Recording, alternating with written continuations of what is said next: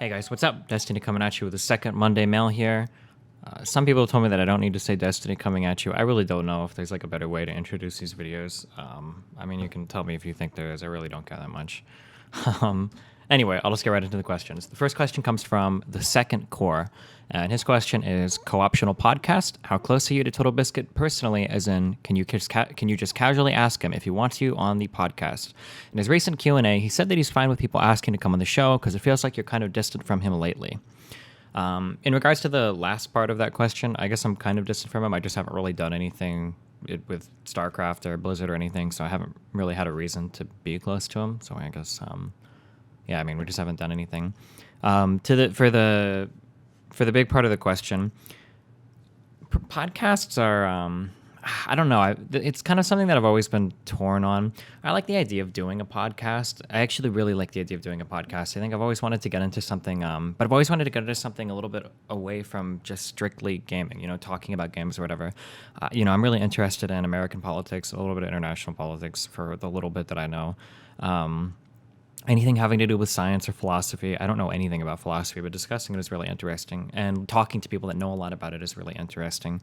Just non-gaming topics I have a really big draw to in terms of my interests. I feel like if I were to set up a podcast, I feel like it would have something to do with non-gaming stuff. I'm still not entirely sure.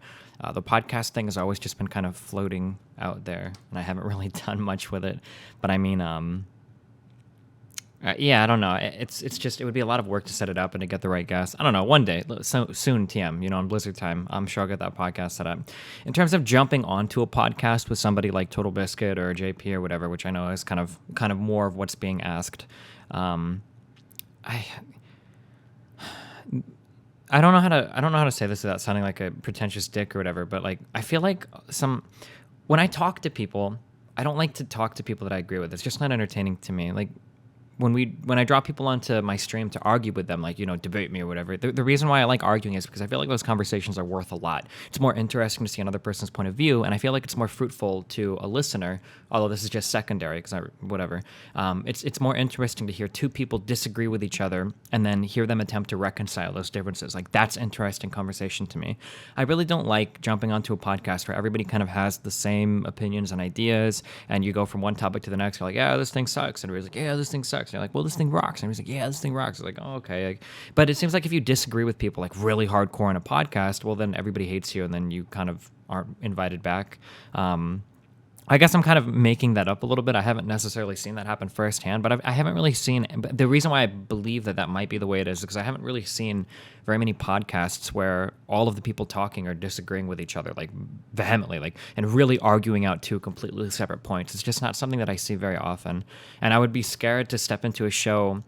I would be really afraid to step into a show like that and then start offering contrary opinions, and then everybody hates me because they think I'm just, trying to argue with someone or be a contrarian or, be a huge dick or why is Destiny so nitpicky? Game of Thrones is awesome, shit like that, whatever. So yeah, I don't know. Maybe I'll, reach my feelers out and put that in the water. Maybe I'll send a tweet out today or tomorrow or something and see if Total Biscuit is looking for a guest, and I can always try it a couple times or try it once and I'll see how it goes. But yeah, that's kind of just where I stand on the whole podcast thing, at the moment. Second question comes from Brohansky, and he says, what choices/decisions do you regret in regards to your career as a streamer, and why? This is a really difficult question for me to answer, just because of my personal philosophy on life. I'm always been, I guess, for a quick explanation, I feel like the most important part of living is to be comfortable and confident in yourself, right? Because everything kind of stems from that. Your ability to pursue new projects, relies on how confident you are in your ability to learn things, right? Your ability to talk to other people and have them like you relies on you liking yourself, right? If you don't like yourself, how do you expect another person to like you?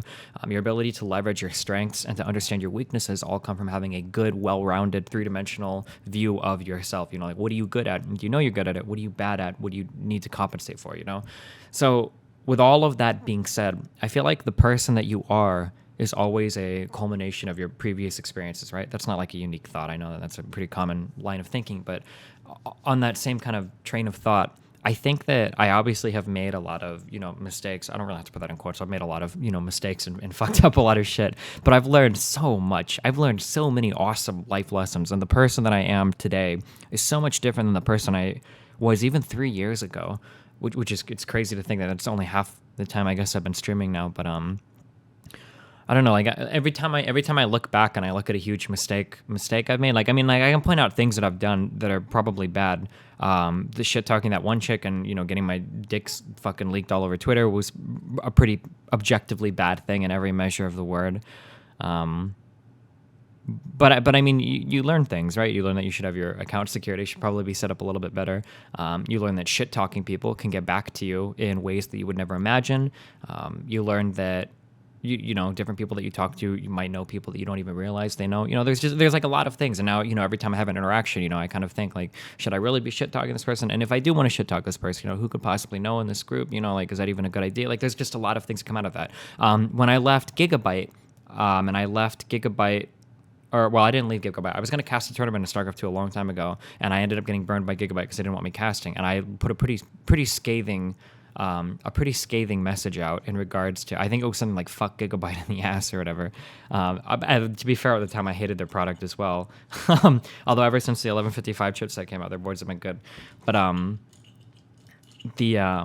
looking back on that now and looking back at everything that happened, if I was approached by Gigabyte today to do a project, because my views and everything have changed so much, I would probably accept, because I could understand why they acted the way that they did previously, because I'm a different person now. I understand how things work a lot better than I did in my youthful 24 years of age or 23 years of age, as opposed to my 28 years of ancient existence now. So from that event, what do you learn? Is it really a good idea to burn the fuck out of a bridge with somebody because they don't want to work with you? Like, I've learned that now, and I've had experiences come up previously where it's like, hey, this person, I don't get to work with them anymore, and it's because of a reason that I think is probably bullshit, but I'm not going to go and blast the fuck out of them in public because I kind of understand more the line of their thinking, and I don't want to preclude any opportunity to work with them in the future. Other big mistakes, I don't really consider. I know that a lot of people point to Own3D or Own.tv, whatever you want to call it, as like a big mistake, but it's hard to talk about it now because hindsight is 2020 and there's so many armchair experts. But at the time, Owned and Twitch were both stable competing platforms, and Twitch had problems. Like, Twitch is the clear winner now, but back then, like Twitch broadcasting in Europe was horrible. Everybody went to Owned to watch European big things because Twitch's European servers were so unstable, and then there were other problems going on behind the scenes that a lot of people don't talk about, that I'm not going to talk about. But there were good reasons for me to switch to Owned. I didn't take that decision lightly, and I was the largest streamer on Twitch at the time, so it was a pretty big decision for me. And the platform was legitimate. It was the home of League of Legends. All the big streamers, Doublelift and I think Dyrus and everybody, Hotshot GG, all started out there getting the huge viewer numbers there. But I didn't... but obviously the way that it turned out, the company collapsed and they couldn't sustain their growth. So, it looks like a bad decision now, but I'm trying to think if there are any other... there is so many. The Twitter thing, I'm still not even sure why I got banned from Twitter. I don't know what, I don't even know, because it might have been for the bomb threats to Cox. Although I don't even know I'm not even sure if I regret that, because fuck Cox. Or if it was something else I said, maybe I was a little bit too mean to somebody. It would have been nice if they tell you the exact tweet they ban you over. But you learn all sorts of things, right? Maybe you should, blast people so hardcore on social media because your social media account's existence is pretty valuable to you. It has a monetary value attached to it, right? Walking up to a sponsor and saying, hey, I've got, 35,000 Twitter followers looks better than, hey, I've, got 10,000 Twitter followers, etc. So, I could go through every single example, right? If you list all the fuck ups I've done, I can take a life lesson out of everything, right? Which is really important. And I noticed that somebody said, in response to that comment, that, somebody else is talking about the fact that I'm pretty tenacious, and I do consider that. I do consider myself to be pretty tenacious, but more importantly than that, I think that somebody that has a long list of failures, who isn't an idiot, has like a long list of life lessons that they've learned, and things that you've learned through experience are invaluable. Like, there are things that I learned via my experience that no amount of talking would have ever, conveyed that same message on me. So I'm pretty happy that I got to learn the things that I did, and I haven't destroyed myself yet doing it, obviously, So yeah, I think I wouldn't really say, I guess to go back to the original question, what do you regret? I don't really have any regrets. I don't think I've lost anything irreplaceable, right? If I were to do something that would result, like in the disablement or whatever of my son, or if I were to like lose a limb, or irreparably destroy something, then yeah, I would probably have a regret about that. But I mean, I'm still chugging along and we're still doing okay. So I feel like every mistake that I've made so far has been a pretty good life lesson, and I've learned a lot of shit along the way. So hopefully we keep heading down that path. Going to the last question from Kang19. Kang19 says, how do you feel about where you've settled in as a streamer over the past couple of years? It seems that ever since StarCraft became a dead game and you got fed up with League, your viewer count has pretty much stayed at 1,700 to 2,200 mark, regardless of what game you're playing, whereas you could pull upwards of 3,000 more consistently in the past. Of course, it's great that you have your core fan base of about 1,500 viewers that will watch whatever you do, but how do you see yourself bringing in more consistent viewers, or are you happy with where you're at? Where I'm at right now is pretty stable. It's sustainable for my life right now. I can pay for my houses, I guess, and I can take care of Nathan, and I've got enough money to do. I can travel or whatever, and I've got, money to spend for fun. So I'm happy-ish, I guess, with 1,500 viewers, but I mean, being the kind of person I am, I would like to grow more. I'm kind of hoping that Overwatch is the game that I can sit in for a long time and get a ton of viewers in. That's kind of like the goal, the dream, is that if I can get to like 1%, the 99th percentile on the ladder, and then just stream that game for a long time, I hope to be able to pick up fans playing that game. That would be kind of like the dream. I've already sat in the StarCraft realm and picked up as many consistent fans as I can from there, so then the goal is to just transition to another realm where I can sit and do the same thing. There are also other ways to acquire fans as well that I haven't really explored as much. I'm kind of pushing the YouTube a little bit, and I have gotten some new fans from YouTube, believe it or not. I could also push in the in the podcast direction a little bit more. I could push in the blogging direction a little bit more. For podcast stuff, maybe politics or whatever, although I don't know if those people would watch me play video games. And then in the blogging direction, things like computer hardware and stuff is still stuff that I can, talk about with reasonable confidence. So yeah, I don't know. Hopefully we continue to do okay. I know that things have kind of been flatlining over the past, few months, but and then holding the constant schedule, someday the dream. Hopefully we continue to work on that as well. So yeah, I hope that with the Overwatch stuff is kind of like my next big dream, that hopefully that is something that pans out to be pretty good in the future. Yeah, that's pretty much it. Those were the 3 questions that we had this week.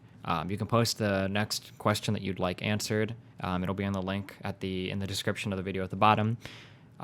Some people have complained because it's kind of like first come is highest chance to get upvoted, but I mean, that's just kind of how it goes. So hopefully as soon as you see this email go up and the Reddit thread is posted, I always tweet the thread when it gets posted. You can always ask your questions there about what you want to see. Scroll down to the newest ones and maybe you'll find something in there that you want answered or whatever. I encourage you all to take part in the wonderful Reddit upvote system. But yeah, thanks for joining me. I'll see you guys next week.